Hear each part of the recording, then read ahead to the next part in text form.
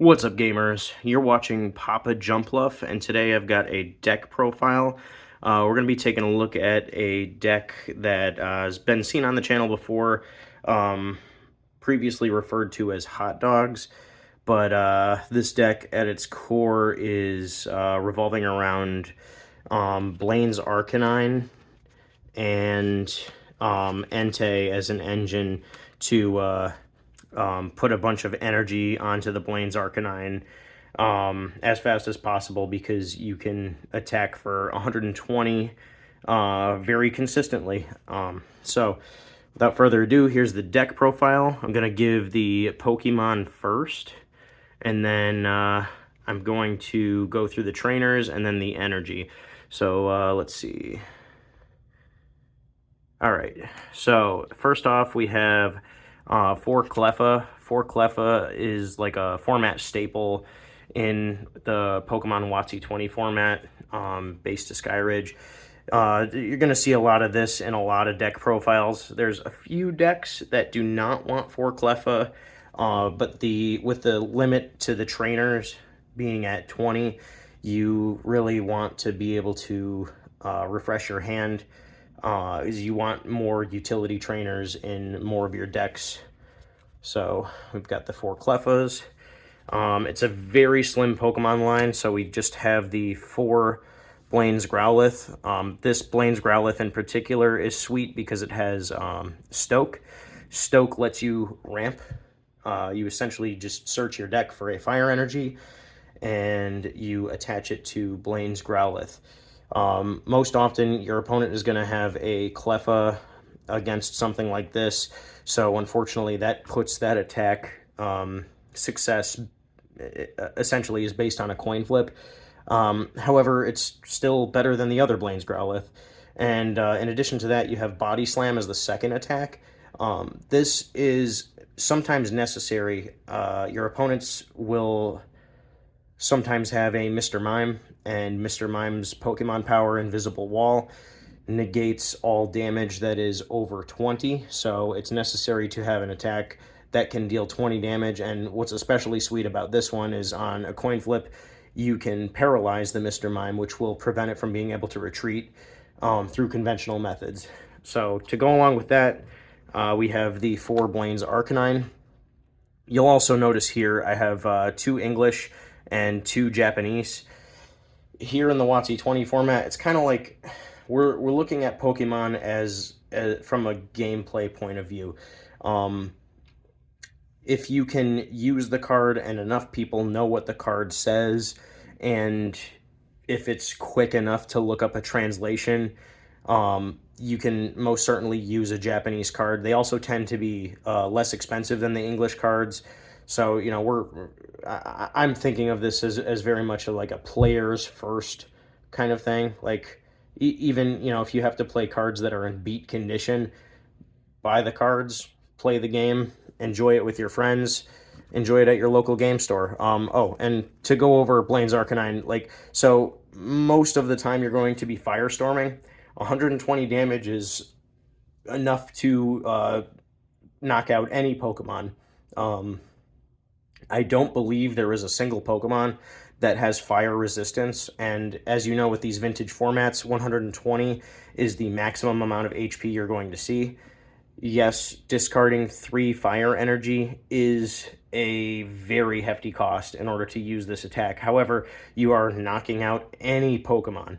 So once you've loaded up your cannon, you are ready to fire, and the design around this deck is based on mitigating that downside so that you can maximize the amount of firestorms you're able to use.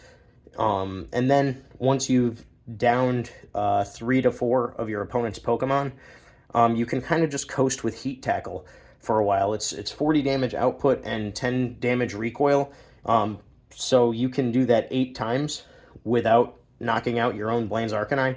That's a lot of damage. So, and also there's ways to recover in this deck, or you could just, you know, retreat the Blaine's Arcanine. You can use Scoop Up to, you'll lose the Blaine's Arcanine, but you can scoop up the Blaine's Growlithe in order to you know, just different lines of play that you're able to take advantage of. And then, like I said, it's an extremely slim Pokemon line, so we have the 4 Entei from Neo Revelation. This Entei has the Pokemon Power Howl. I know it's hard to tell because I have all Japanese Entei. They are significantly cheaper in Japanese than they are in English. But Pokemon Power Howl allows you to, as you're placing Entei from your hand onto the bench only, so if it's in your opening hand, this does not trigger. Place Entei from your hand onto the bench. You are able to reveal the top 5 cards of your deck and attach any fire energy that you find among those cards onto your fire type Pokemon that you have in play. Extremely powerful, especially if you are able to hit, you know, even 3 fire energy out of the 5 cards is extremely powerful. The ramp is insane, and you're able to line up your shots with the Firestorm on Blaine's Arcanine. So the other thing that it does, it's not ideal, but you can attack for 60 damage at the cost of discarding 2 energy from Entei. So it's not recommended to attack with Entei. And the downsides here is, you know, you'll have to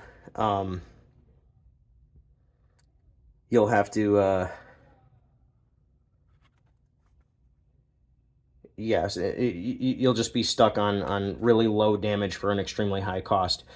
The other downside is with Pokemon Power Howl. After you do that, after you ramp for your fire energy, you do discard the remaining cards, and your turn immediately ends. So you're not going to use Entei on an attacking turn. You're going to use Entei strictly on a setup turn.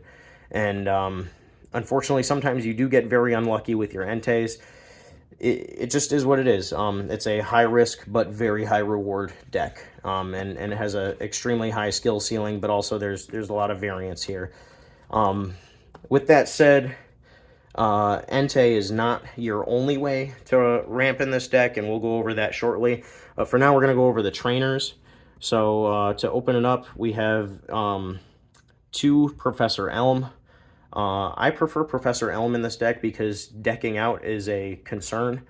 So while many other decks do want Professor Oak, I think Professor Elm it really shines in this deck. It's essentially like you are eking. Those are air quotes. So you are utilizing Eek before you attack because you're shuffling your hand in, you're drawing 7 cards.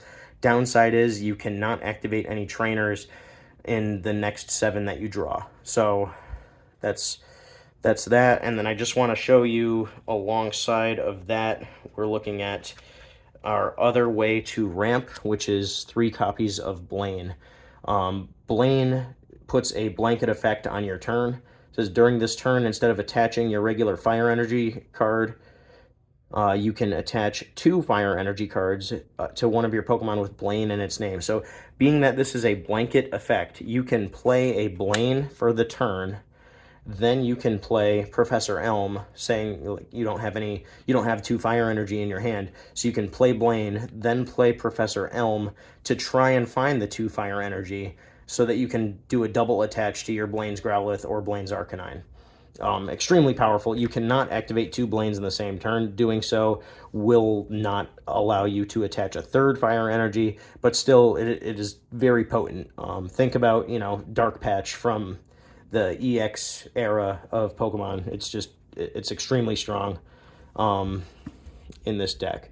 So that's 5 of the trainers so far. 6 and 7 are 2 computer searches.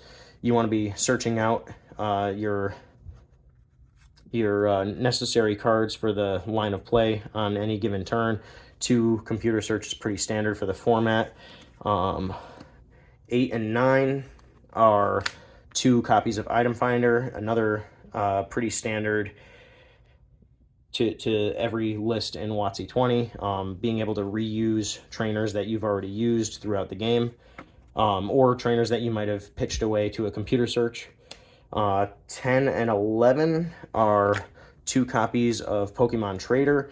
It's a very slim base of Pokemon. Very often you only need 1 copy of Cleffa in order to get rolling, and you only really need 1 or 2 copies of Entei per game, so you can shuffle those away with Pokemon Trader, and you can go ahead and find a Blaine's Growlithe or Blaine's Arcanine, whatever you need for the turn. I forgot which number we're on, but here's 2 copies of Pokemon Fan Club, also essential for finding your one of Cleffa if you need it. Extra copies of Blaine's Growlithe. Does not combo with Entei, so you're not really going to want to search out Entei. Entei only triggers if you're playing it from your hand onto the bench, not off of Pokemon Fan Club, so that's an important note. I've got 1 copy of Cinnabar City Gym. This is essential because people do play water-type decks. This disables your opponent's water-type Pokemon from dealing water-type weakness damage to your Pokemon with Blaine in their name. So you can utilize this gym 2 ways. Number 1, nullify your weakness to water. Number 2, get rid of your opponent's stadium. If your opponent is on a non-water deck, but their stadium is essential to their core plan, just get rid of it and force them to search out their other stadium and waste resources on doing that rather than actually dealing with the problem, which is getting 1 shot every turn with Blaine's Arcanine. Next on the list is 1 copy of Oracle. Yeah, there's already 2 computer search. I do like 1 copy or more. Currently right now it's just the 1 copy of Oracle. You're searching 2 cards, shuffling your deck, and then placing those 2 cards on top. You can guarantee 2 fire energy on top of your deck before playing Entei with an Oracle. So you can guarantee that 2 of the 5 cards at least will be fire energy. So that's why this is very powerful. Instead of having, a 4th Blaine, you're just going off the top of the deck instead of forcing the play to be from hand. Just makes your Enteis better. I've got the 1 copy of Scoop Up. Just a very good all-around card. I'm a huge fan of Scoop Up. You can return a Pokemon's basic form to your hand and discard all cards attached to it. Use this to return Entei to your hand. And then, use that Entei with Pokemon Trader to go find something that you need. Or use it to reuse the Entei that you just put back in your hand in order to re-energize for another Firestorm. Use this to get a Blaine's Arcanine that has 80 damage on it from the active slot, out of the active slot to send out another Blaine's Arcanine that you have benched so that you can keep the ball rolling. Just very good all-around all-star card. Love it. Next, we've got 2 copies of Town Volunteers. This is a supporter that allows you to shuffle up to 5 baby Pokemon, basic Pokemon, evolution cards, or basic energy cards from your discard pile back into your deck. Essential for not decking out in this strategy. Being that you are using Entei to mill your top 5, you're constantly discarding energy cards. This will, and I like this more than Fisherman for that reason, shuffle 5 basic energy back into your deck. It's amazing. And it'll make it so that you're not easily decking out. It's also making it so that you have more consistent late game Entei success. You never know. You might need a late game Firestorm to go off, and this might be your ticket there. I've debated between 2 and 3. Currently, I'm on 2. And we've got 2 Gust of Wind to round out the rest of the trainers. So Gust of Wind is just like, you see that your opponent has 3 energy on, their benched attacker, and if you take out their current Pokemon in the active slot, they're just going to send out their attacker and start to attack your Blaine's Arcanine. Use this to pull out their attacker that's fully energized, and this card becomes, knock out your opponent's Pokemon and triple energy removal because they've spent 3 turns putting 1 energy on that Pokemon, putting 1 energy on that So it is essential in taking out the Pokemon that could really bring about your downfall. So use this, and then go for it again late game if you need it. Grab Item Finder, use Item Finder to grab Gust. Or Town Volunteers. Item Finder for Town Volunteers is fantastic as well. So now we're going to go on to the energy cards, and it is very simple. We've got 2 Warp Energy. This Warp Energy is from a little bit later in the game, but it has the same exact text as the, I believe it's the Expedition Warp Energy. So they do the same thing. It's effectively the same card. It just is a different printing, so we allow it based on the fact that it has the same text. Use this to warp Arcanine out of the active slot. Use this to, say your opponent put Paralysis on your active Pokemon, pull it out of the active slot with a Warp Energy, or a well-timed Warp Energy. Just all around good card. You could even pull an Entei out of the active slot, and then, you know, this staying attached to your Entei is just fine as well, because then if your opponent goes and gusts your Entei back into the active slot, well, Entei's retreat cost is only 1. So, you know, they've gone and pulled your Entei back out to the active slot. Well, it's got a retreat cost of 1, so I'll discard that and put it back into the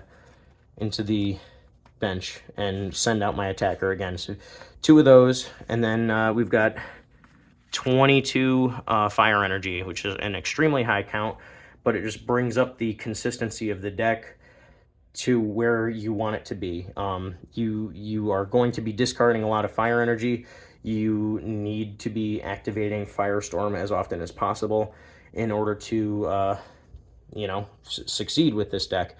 It's a very fun deck. Like I said, it's high variance, high skill, but it's really, I don't know, it's just a lot of fun, and that's the goal here with Wotc20, is we want to have fun. Why do we call the deck Hot Dogs? Well, you tell me. You know, we've got Entei, which for decades, as far as I'm concerned, was referred to as one of the legendary dogs. I know they've come out and said, well, actually they're based on cats. It's like, well, that's some really strong actually energy, except I've known this to be a legendary dog for my entire life. So this is hot dog number 1. We've got hot dog number 2, Blaine's Arcanine. It's got the word canine in the name. It is a dog as far as I'm concerned. And then Growlithe is, you know, it's the puppy Pokemon. What are puppies? Dogs. Thank you.